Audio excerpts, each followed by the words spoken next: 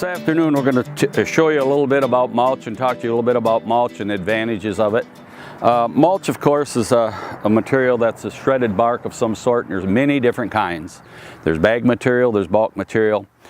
Some of the mulches you have to watch because if it has a lot of oak in it and whatnot, it could change the acidity of your soil and that would affect your plants. But when you put down mulch, you know, just make sure the area you're putting it on is nice and level. And what we're going to put down today is cedar mulch, and it's a very popular mulch. I'm just going to dump it here, dump a pile, and then I'll spread it and show you how to do that. You can do it with a bow rake or a leaf rake. You can do it with a pitchfork. I have a pitchfork. And what you do is you just level it. Now if you're putting it over mulch, put down an inch or two, maybe that's plenty. If you're putting it on new, try to put on 2 to 3 inches.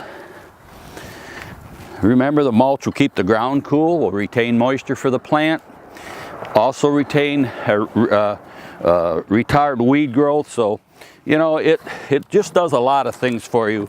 And besides that, it makes your landscape look really nice.